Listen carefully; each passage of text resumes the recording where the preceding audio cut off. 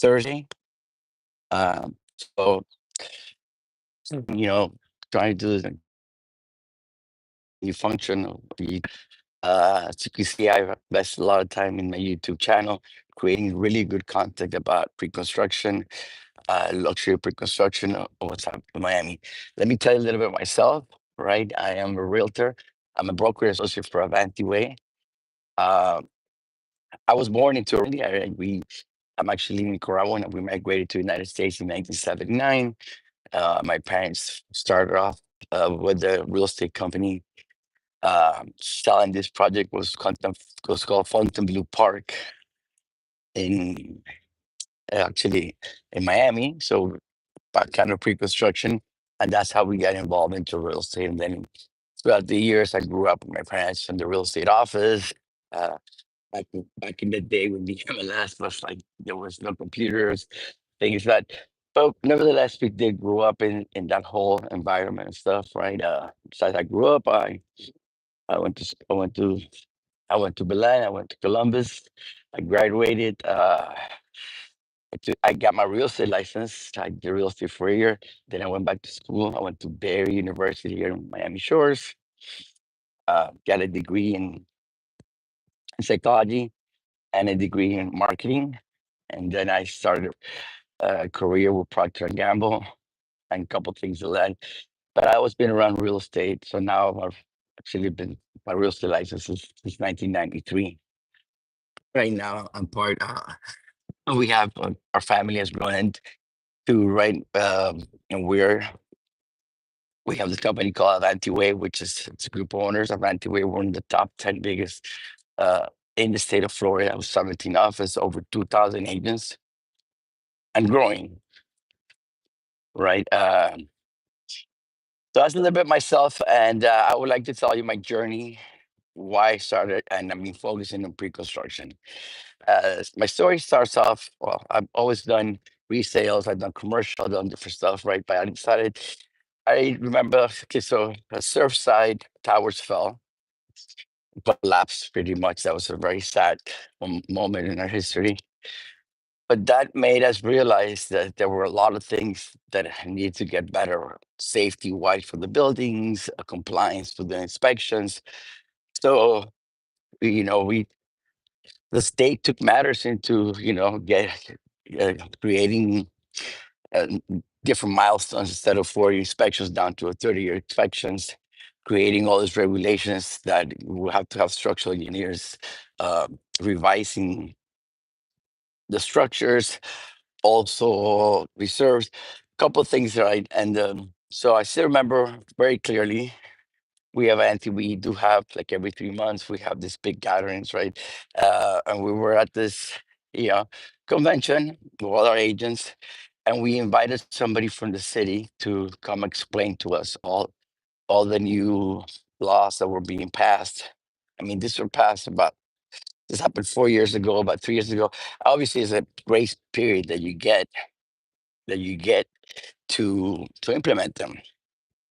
But you know, the guy finishes the conversation saying, "Listen, I would not sell an apartment or a condo over 30 years old to a friend of mine or a family member, right? Because you're going to end up losing that friendship."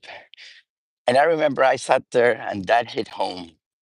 That hit completely home. And that's when I realized what was coming and started realizing that the reality is a lot of the buildings in Miami were not well kept really well. And all those buildings were going to start going through a lot of assessments. A lot of them was going to be easier to knock them down and bam. So kind of like I said, the perfect storm started to happen.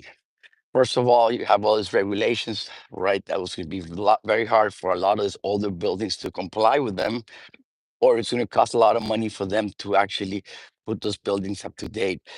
The reality was that in Miami, a lot of the associations were not being controlled, and we were not even keeping a record of of the buildings, the way that we're drilling, the maintenance, etc. Right? So you have that being into place.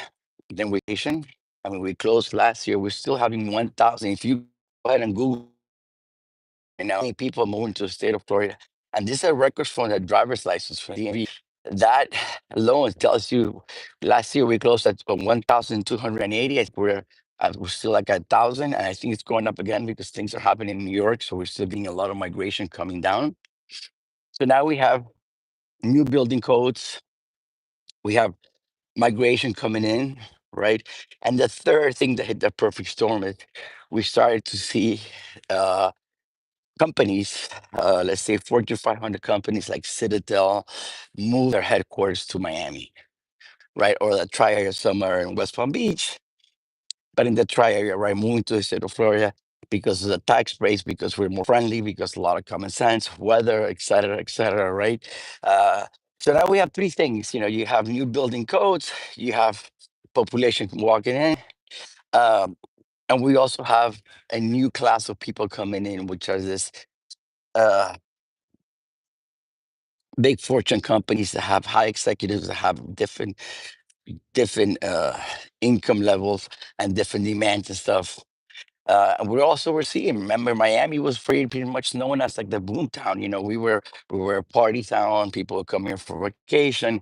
A lot of Latin people would come in. You know, something wrong happened with their country. They will come here for temporarily. They move back and back and forth. So we have, you know, when a lot of kids, a lot of people, you send your kids to school, and they wouldn't come back to Miami. Now we're coming back to Miami because we have jobs, right? So when we see all that stuff, we realize that first of all, construction materials have completely changed. Construction codes. I mean, we are building today newer buildings, impact windows. I mean, we're building buildings that are completely, they're made to withstand hurricanes. Um, Fun fact, we actually have suffered less damage from hurricanes than from New York. And how could that happen? Well, we are building harder. We have better building codes. We have learned from every hurricane, and that's being applied, right? So the other thing that's happening, let's say it's a 40-story building, especially like on the beach or some, because location. But I skipped another point that's very, very important. Also, Miami's built out. What do I mean by Miami's built out? If we go to the US one, you go into Biscayne Boulevard, not Biscayne, Biscayne Bay. Biscayne Bay is a park. You can't build there anymore. Otherwise, we were building islands. We were doing like Brickell Key or doing different islands for to accommodate population because we do have a housing problem in Miami. We do not have enough housing, right, for the population that we have as it is and the population that is moving in. And then if you go all the way to Chrome, that's the last Chrome is 164, and then you go to the Everglades. So if you look at Miami, Miami's built out. We can't go on the water. We can't go into the Everglades. So now by nature, we have to start going up. I think I like to compare Miami right now as New York, like in 1960s Manhattan. When I say New York, I mean Manhattan, right? So we're built out. We have no more place to without buying more land, right? So even construction nowadays, you're seeing we have to buy, if you wanted to build something, you're probably going to buy an old building, knock it down, and then create something new. But the opportunity came in with the new codes. So it's cheaper actually to buy a building out and build something. And now, let's say if you had a 20-story building and now you could knock that down and the city will allow you to build a 60-story building, it makes all the economic sense for developers to actually start building. Let's buy the building and there will be enough to build upwards and create newer stuff. That's also started to create a new landscape. Also, people that are moving into Miami from this, higher end, you all notice luxury is happening, right? People want things new. People don't want to buy outdated stuff. And no, for example, I want to look at inventory 30 years. The keyword is here 30 years over or 30 years newer, right? So anything over 30 years, they're not trying to, lenders are not financing on it. You're getting hit with a lot of assessments. And the assessment part is not over yet. I mean, they extended the deadline from this year to next year for the builders to comply. And that's just to comply with the inspection, a formal, then they have to do repairs, right? So a lot of these buildings, I mean, they're just going to either sell them out or just do how they're going to. go around those things, right? And then the demand for us also changed. We have been building in Miami condos that were 2 bedrooms, right? Very few 3 bedrooms. Now people are coming in from New York, California. They want a house in the sky. So they're looking for 4 bedrooms. They're looking, everybody wants to have an office in the, so now you're looking for bigger spaces.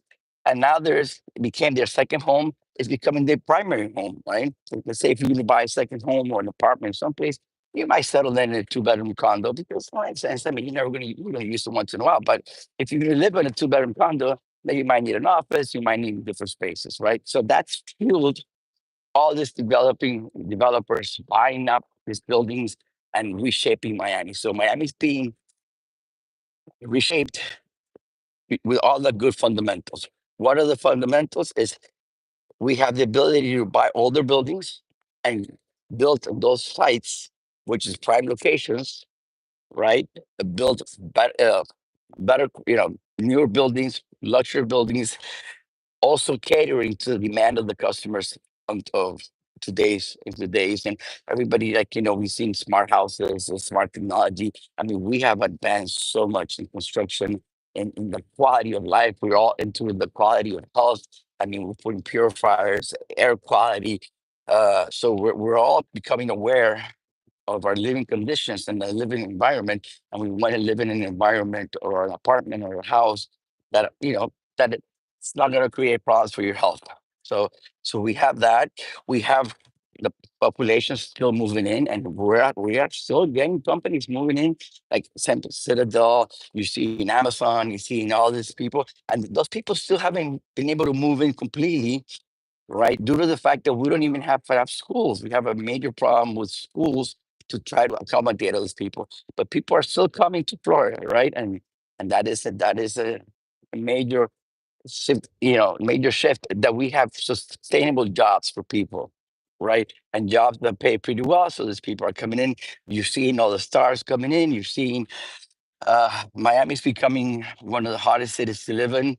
And I think the city of Miami, kudos to the mayor, kudos to Mr. DeSantis. I mean, state of Florida has a balance, we have a balance, uh,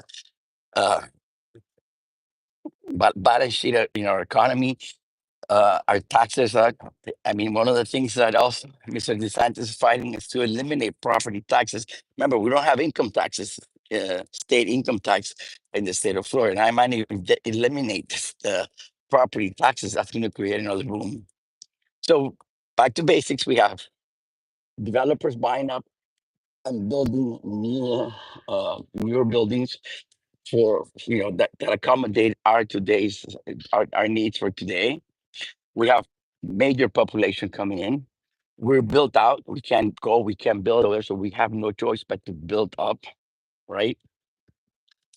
So when you put all those things together, it started to make sense. So I started myself focusing just on pre-construction, selling pre-construction about 3 years ago, and then that's basically pretty much specializing myself in that. Now, having said that, pre-construction is an look. Pre-construction, it's an art. I wouldn't say an art. It's a different skill center, right? So if you're in real estate, you have resales, rentals, commercials, flipping, right? Those are all part of the real estate world. But pre-construction is also. I'm not going to say that it's harder or that it's easier. But I will tell you that you do need to pick up a different set of skills. So I've taken the time myself to learn all I could about pre-construction, sitting down with developers. I mean, every building that's built has a purpose, a reason why they built the building. It's inspired on something. A new trend that we're seeing in Miami is all this new brands. Buildings are branded. I mean, Dwight is the number one city with branded buildings. Miami's number two. New York is number three, right? There's a big tendency going to brands. And then when we talk about brands, where before I thought, just like, the Four Seasons, Regency, brands that were hospitality, but now we're seeing car brands. We're seeing, Aston Martin Tower. We're seeing Porsche Towers. We're seeing the Mercedes Towers getting built, and those are selling by themselves. I mean, we're seeing clothes. We're seeing all these brands coming to to the market. We're building, and apparently the numbers are there. They sell faster. Investors or secondary, they tend to gravitate to these brands because the brand ensures them some kind of security when they're getting. Remember, when you buy in pre-construction, you pretty much you're buying something that's not built yet. So they show you these beautiful things, and that might not be the end product that you're going to get. So they're kind of level to rent. Also, pre-construction is a journey. It's a journey. Building might take anywhere from 4 or 5 years or to be built. Right, all these buildings go through different stages. So I personally taken the time to learn through developers the different stages of pre-construction. I learned a lot of new tips, tricks, when to negotiate. Because yes, you could negotiate in pre-construction. Everything is negotiable, right? Um, so I've taken the time to really. I consider myself an expert in pre-construction. Right, the channel on YouTube. If you haven't subscribed, please subscribe. Give me a like. I really would appreciate if you do that. I have a lot of videos there too on how to buy pre-construction. I talk about different buildings. Right. I also have a website. It was dteran.com, and if you go to the website and you look at new developers, I have all the new develops in Miami in one place, which is pretty hard to actually put it together.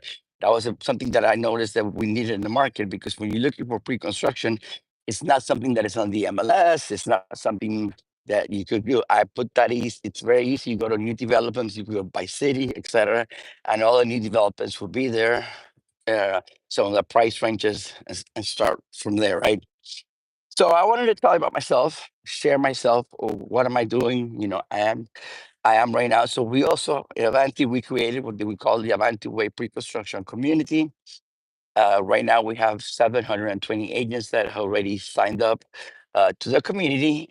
And basically, we're creating a community and going out of my way to share my knowledge, coach the realtors that want to go into pre-construction, because there is, like I said, there's a lot of things that people need to know about the stages, about how the structures, the payments, what happens, the closings, because everything in pre-construction, it's a different space, a different timelines, different requirements.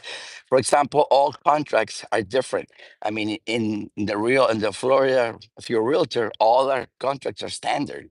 When you're in pre-construction, every contract is different. It's different. And realtors, we have an obligation to.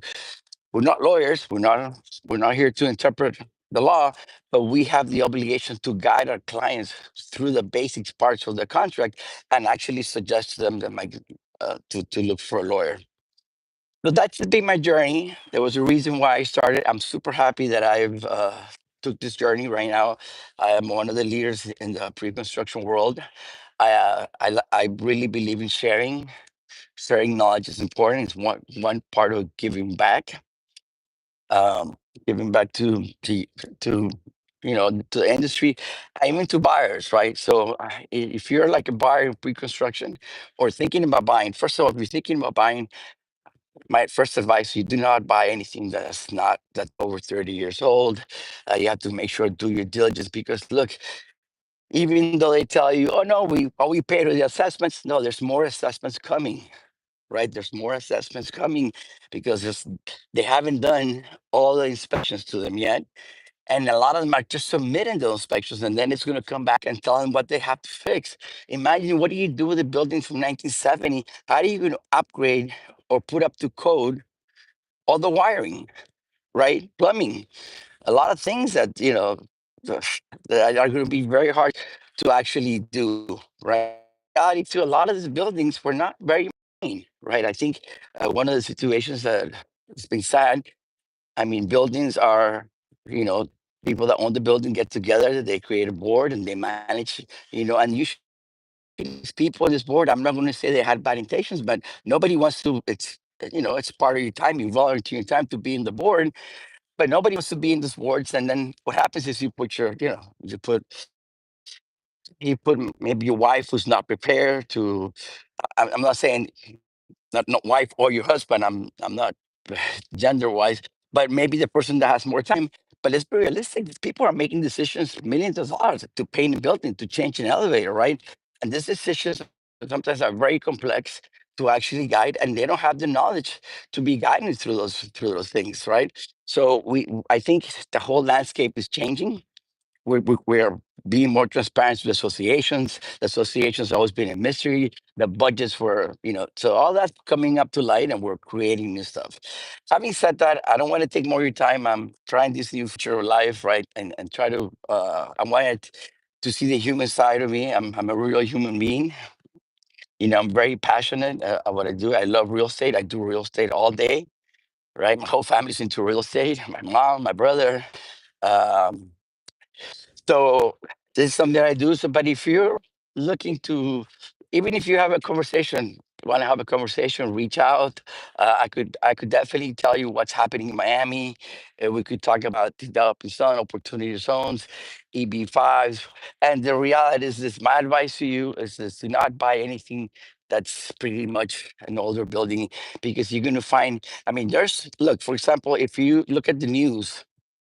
Oh, Miami's crashing. Well, I think if you look at the inventory under 30 years old, very few, and it flies. We don't have enough inventory now. We're seeing a big bulk of inventories after condos after 30 years, and these people that have these condos now they're getting hit with assessments, and we're seeing assessments anywhere from 30,000 all the way to $400,000 in assessments, right? And some of those older people, or retired people, let's say they were fixing incomes, they just can't afford to deal with these assessments, to deal with the situation, causing them to sell. Right. So now you're seeing deals. And then the other, you see a lot of condos are over 30, I mean, dropping prices. So if see a lot of the media, they don't do their job. They don't go deep into analysis of the data. And if you put it all together, yeah, you're gonna see we have a lot of inventory coming in. You're gonna see prices dropping, but we're getting the wrong inventory. Nobody wants those 30-year. People don't want to get into those hassles of repairing. And we all know the cost of labor has gone up. It's really it's really kind of not a comfortable situation. But in top of that, right, you're also going to have a hard time financing these kind of buildings, because lenders, Fannie Mae has blocked a lot of them. A lot of the lenders do not want to lend, right, on these older buildings, because the reality is you don't know what you're going to find. I mean, when you're looking at structural problems, it's like you're looking into the hood, and then you might find something. You're going to find that all these buildings. I mean, my assessment is the lifetime of a building is 40 years. It could go up way more than that if it's well maintained. I mean, when I mean well maintained, you have to check the structures. You have to go and reinforce the things. I mean, look, one of the things that's happening, just to give an example, just so you should get an idea what happens. So you get these older buildings, let's say building 1980, right? And, like I said, they're in Brickell, right? So back in the 80s and back in the 70s, you were getting a kitchen that was very light. We didn't have the counter. So first of all, people want to do is, oh, let me change the floors. So what do? They put tile over tile, adding more weight to the building. Then they take the balcony, they put tile on the balcony. The association is not taking a record of what you're doing, because everybody over here does it kind of like without permits or whatever. Then you say to yourself, you know what, I'm going to redo my kitchen. So now you put the fancy wood cabinets. You're going to want a quartz, a nice top, right? That's a lot more weight. So then you do that. And then you go, you know what, let me do my bathroom. You're going to put marbles. You might want to put a hot tub. And then, and everybody starts doing that in the building. And then that building just, probably double the weight. So the structure for that building was meant to hold that weight, right? Nobody took control of those, those upgrades. How would they affect the structure of the building? Do we needed to reinforce some of the pillars? So the building is catching weight through the years, right? And then we have to go back and reinforce foundations. So yeah, there are some buildings. I mean, look, Santa Maria is one of those buildings that's wow, it's really well kept. There's buildings that have been good managed and been well kept. So if you're going to buy something, don't fall into those traps, because there's for oh like my friends call me, he goes, oh, I just picked up a great two-bedroom apartment on Brickell, seeing the bay. steal for 400,000. And guess what? He gets hit with a $260,000 assessment. So that's not 400, that's 660, right? And the assessments sometimes are not financed. I mean, so it creates, so those are, you're seeing these buildings, you're seeing these deals because nobody wants them, right? So look at the inventory and see what's happening. The other thing, guys, at this point in my life, uh, look, real estate is a very serious profession. I'm a realtor and I'm proud to be a realtor. And what's happened with the real estate world, uh, we made it very easy to people to get their license. I'm a broker. Uh, I invest a lot of time in education, right? I got a marketing degree. I got a psychology degree. I got an MBA. So I bring negotiation skills to the table, right? People are they're they're working with realtors and they don't even do a background. Google your realtor, check with the background, see what experience does it have. Does he know about pre-construction? I mean, maybe you was commercial. I mean, so yeah, you might have a realtor that just does rentals. Right? Check the price point. I mean, is this realtor, does he move in the world of 2 million and up? I mean, look, just a fact which is kind of interesting is uh look, 137 buildings being built right now in the pipeline, right? Only 9% of those buildings have a price point, and this is studios, start at 500 to 1.5. Most of the other buildings, well, the other 91% of the buildings starting at a price point of 2 million, $3 million. I mean, so when you're dealing with customers that are buying $3 million apartment, it's a different, it's a different segment. It's a need to be able to talk different. You need to be able to deal with this. This are higher price points, but that comes to sophisticated buyers. A lot of these people that are moving in from Citadel, the hedge funds, they know you need to educate yourself to be at this type of level. You can't just be real estate. Oh, let me show your property. Blah. You need to know your numbers. You need to know what's happening with the building. So having said that, I think it took a lot of time on trying to make this live, right? Leave your comments behind if you enjoyed. Please, I've been doing a big effort on the YouTube channel. We're putting, I think, good videos, educational videos about different projects or what's happening in Miami. So if you haven't done that, I would appreciate if you subscribe, give it a like. Having said that, guy, I want to wish everybody a great Thursday. So I'll end this.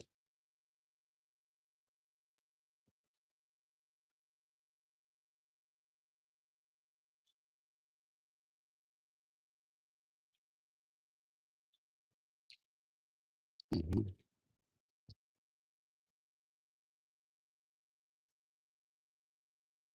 Okay, so I'm done. Here we go.